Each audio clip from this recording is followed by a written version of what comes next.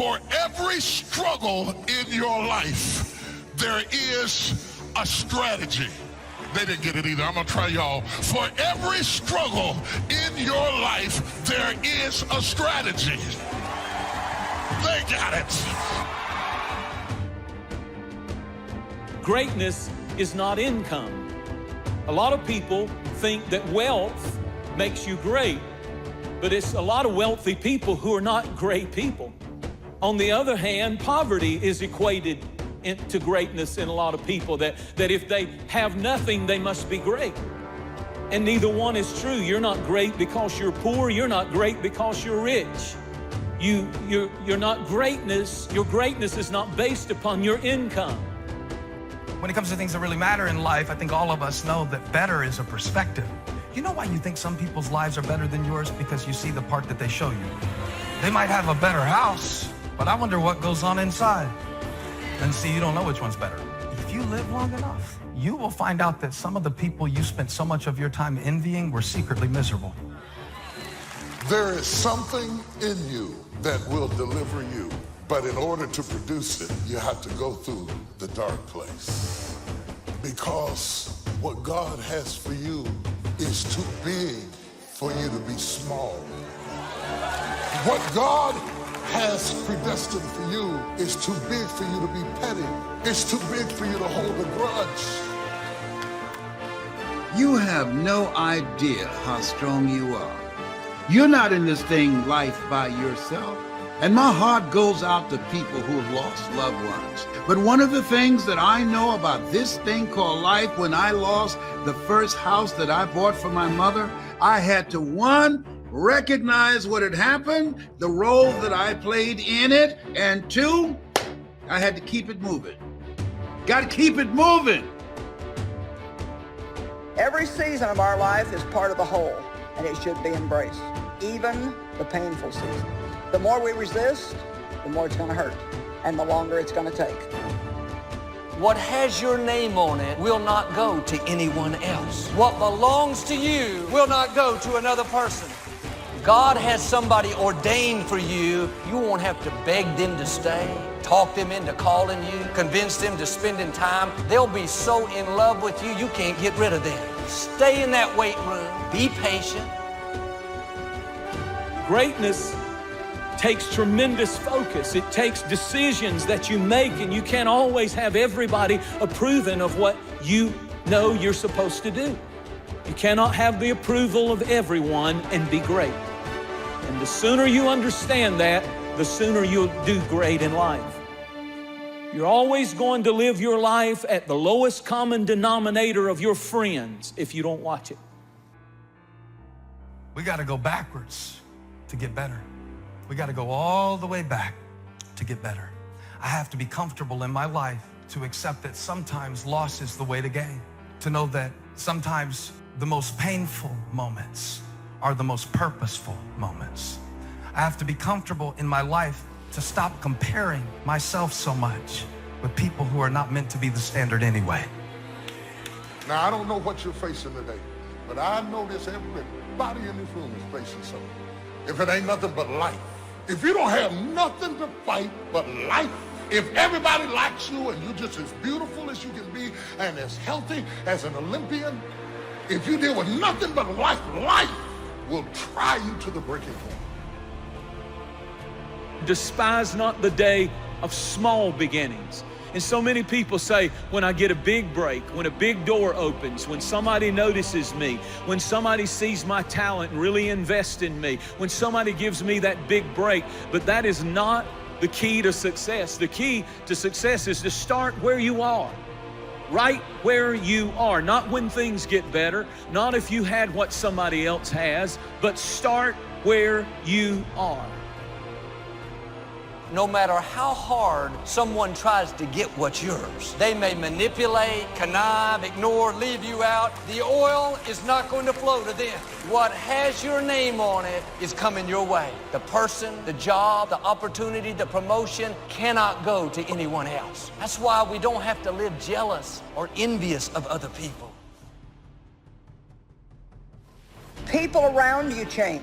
And you can't, sometimes it's for the better, but sometimes it's not. And it's not bad. It's just that season was over in my life. And so here's the thing. If we try to keep hanging on to something when God is finished with it, there's no point in continuing to try to hang on to something that God's done with, because all it's going to do is keep you from the next great thing that God has for you. I feel real strongly tonight to tell you guys, spring is right around the corner. Don't give up and don't be afraid of change, and don't keep trying to hang on to something that's just not working anymore. Trust God for something better. You have built-in greatness. You have built-in power, authority, and dominion to handle whatever life throws at you. And life is going to be throwing a lot of stuff. Nobody's going to be spared. That's why Viktor Frankl called it unavoidable suffering. But suffering is a choice. You have a choice, because you can suffer or you can choose to do whatever you need to do to liberate yourself, to overcome whatever you are stuck in right now. On the outside, people don't look broken. You don't see bruises, and you don't see scratches, and you don't see scrapes, and people don't walk around in a big cast, and so you can't tell with the naked eye. The problem is that there's a malfunction on the inside. So many times, depression, what it feels like is this, that I'm so afraid to share what's going on the inside because I'm afraid it might destroy you. So what I do is I bury it on the inside of myself, only to destroy myself. No matter what comes against us, we will make it through. That doesn't mean it's going to be easy. That doesn't mean there's going to be no pain involved. But truly, we can do all things. Yes, you can make it through whatever you're going through right now. You can get so strong in spirit that you can be going through really, really difficult things, and while you are, you're still reaching out and helping other people, and they don't even know what you're going through. I'm not in this by myself. I'm not in this thing by myself. You are not alone in the battle. You're not alone in the struggle. That God has a strategy, and when it's all over, you're going to see that even though you couldn't see him, he was there all the time. Extreme environments will turn you into a different creature. Extreme environments will make you move differently. See, magic can happen even after you lose the house. It can happen in the midst of a dark depression, even in the middle of a gut-wrenching heartbreak, in the midst of unimaginable loss. It can happen. Magic can happen in extreme environments. My question to you is, what's about to change inside of you that's going to make people think you can defy gravity? You know what? Some of us are so used to bad that we reject better when it comes. When something is just beginning to bud, there is also trouble rising up right beside it. When the wheat came up, the tear came up with it. Not because the wheat wasn't real, but because it was. It came up at the same time. Life is crazy. It can be the best time in your life and the worst time all at the same time. Our problems do not overshadow our purpose. Our weaknesses do not discount our work, and our deficiencies definitely do not delay our destiny. We have to learn how to work our weakness. You gotta work your weakness, because all of us to some degree have a thorn in our flesh. We all have gaps, we all have deficiency, we've all made mistakes, we've all got these things that feel like a thorn in our flesh. The thing that you are up against right now is not about you. The battle is not yours. It belongs to God. That doesn't mean that you don't have to show up for the fight. It just means that ultimately the victory that you seek is not your victory. It is the victory because God has a purpose in you getting the victory over this situation. It is not you that's getting the victory. It is God that's getting the victory. God is using you to get his victory. And as soon as you get that straight, you can get down to business. There's some stuff you need to clean out and clear out in your life. Some activities, some relationships, some things, some events, some bad attitudes, some wrong thoughts, some misconceptions.